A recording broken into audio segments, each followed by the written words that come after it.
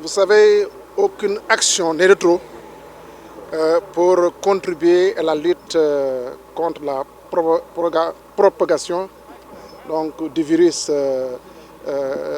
Covid-19.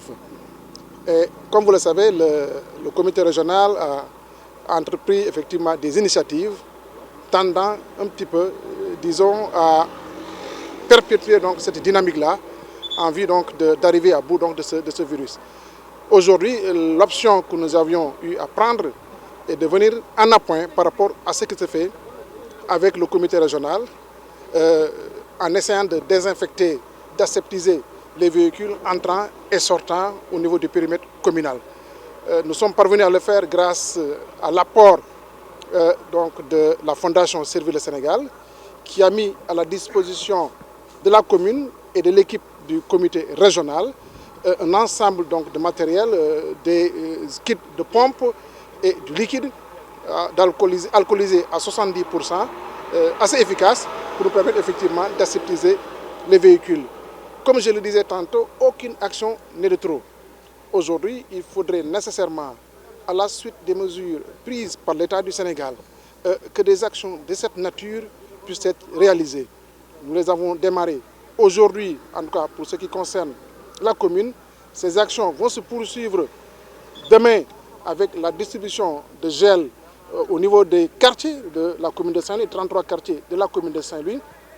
Aller aussi vers les marchés où il y a aussi des rassemblements, procéder à la sensibilisation des populations en vue en tout cas d'améliorer leur comportement face à ce virus. Et le dimanche aussi, la commune de Saint-Louis procédera au saupoudrage de l'ensemble du périmètre communal pour effectivement continuer cette dynamique. Parce qu'aujourd'hui, l'État a pris des mesures appropriées en termes de prévention, en termes d'anticipation, pour que ce virus-là, en tout cas, puisse être vaincu à l'échelle nationale. Et il faudrait nécessairement que toutes les populations se mobilisent. Nous l'avons constaté, par exemple, avec les conducteurs. Tout le monde accepte le principe, en tout cas, de cette activité d'aseptisation et aussi pulvérisation des véhicules sans aucune contrainte. Cela veut dire quoi? Cela veut dire que les populations maintenant ont pris conscience de la gravité de la situation. Il faudrait nécessairement que nous soyons dans une dynamique d'anticipation, dans une dynamique de prévention pour que peut-être dans les prochains jours, que nous puissions arriver à bout effectivement du virus. C'est ça l'action que nous avons démarrée aujourd'hui. Nous allons la poursuivre pour quand même quelques jours ou quelques semaines, le temps qu'il faudra pour arriver au bout de ce fléau.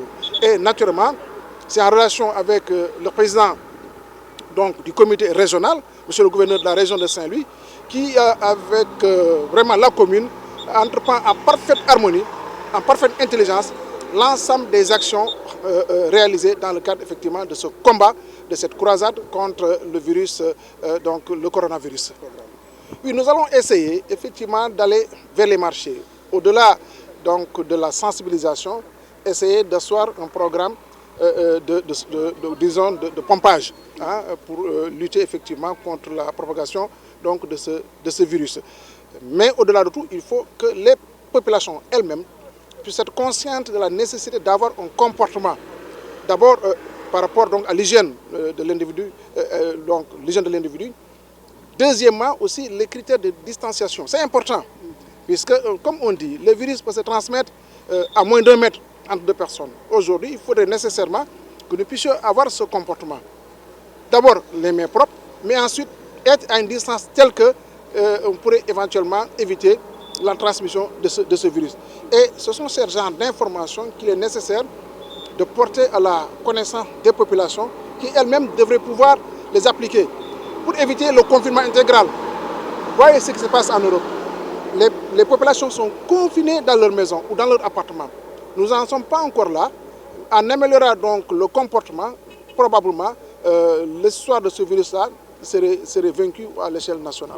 Chaque fois qu'il y a beaucoup de passagers qui sont dans les taxis, ces passagers descendent. Voilà ce que nous étions donc venus faire avec les moyens de la commune, avec les moyens de la fondation.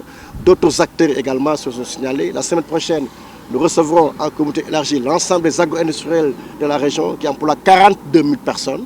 aujourd'hui sont très inquiets par rapport à la pérennité de leur activité de production, par rapport également aux moyens de transport utilisés pour amener les travailleurs des domiciles ou des points de rassemblement au site de production. Donc chaque acteur, avec sa spécificité, entrera donc en jeu. Et la finalité, c'est que tout le monde soit informé, tout le monde prenne les dispositions les plus élémentaires. Et Dieu sait que ce n'est pas difficile. Se laver les mains à temps régulier, être à distance de 1 mètre, 1 mètre 50 avec l'interlocuteur pour que les postillons ne vous atteignent pas. Voilà ce qu'on est en train de faire.